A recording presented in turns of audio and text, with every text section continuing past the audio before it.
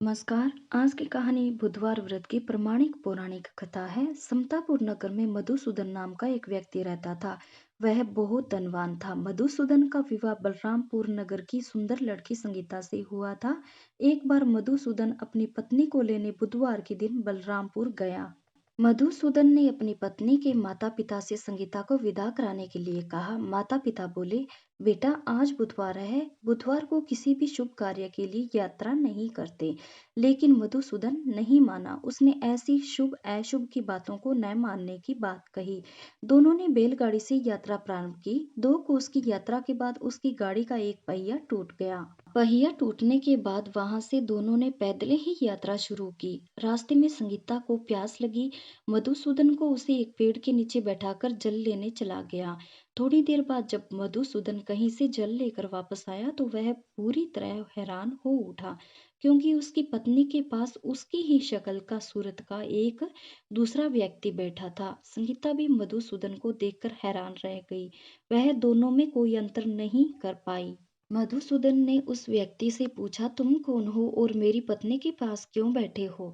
मधुसूदन की बात सुनकर उस व्यक्ति ने कहा, अरे भाई, यह मेरी पत्नी संगीता है। मैं अपनी पत्नी को ससुराल से विदा कराकर लाया हूँ, लेकिन तुम कौन हो जो मुझसे ऐसा प्रश्न कर रहे हो? तब मधुसूदन ने कहा, तुम जरूर कोई चोर या ठग हो। यह मेरी पत्नी संगीता है। मैं इसे पेड़ के नीचे बैठाकर जल लेने गया था। इस पर उस व्यक्ति ने कहा, अरे भाई, झूठ तो तुम बोल रहे हो। संगीता को प्यास लगने पर जल लेने तो मैं गया था। मैंने तो जल लाकर अपनी पत्नी को पिला भी दिया है।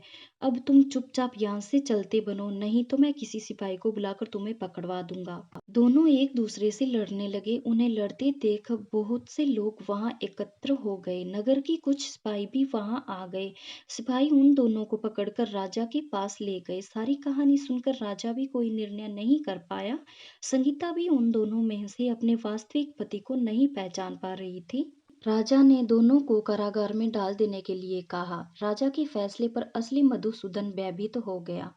तभी आकाशवाणी हुई, मधुसूदन, तूने संगीता के माता पिता की बात नहीं मानी और बुधवार के दिन अपनी ससुराल से प्रस्थान किया। यह सब भगवान बुद्ध देव के प्रकोप से हो रहा है। मधुसूदन ने भगवान बुद्ध देव से प्रार्थना की कि हे भगवान बुद्ध देव, मुझे क्षमा कर दीजिए। मुझसे बहुत बड़ा पाप हो गया है या बहुत बड़ी गलती हुई है। भविष्य में अब कभी बुधवार के दिन यात्रा नहीं करूंगा और सदैव बुधवार को आपका व्रत किया करूंगा। मधुसूदन की प्रार्थना करने से भगवान वासुदेव ने उसे क्षमा कर दिया। तभी दूसरा व्यक्ति राजा के सामने से गायब हो गया।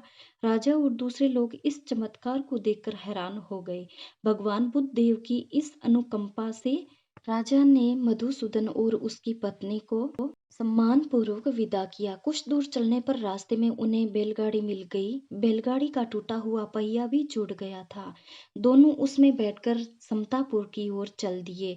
मधुसूदन की और उसकी पत्नी संगीता दोनों बुधवार के व्रत करते हुए आनंद पूर्वक जीवन यापन करने लगे। इस तरह भगवान बुद्ध देव की कृपा से उनके यहाँ खुशियां बरसने लगी थी।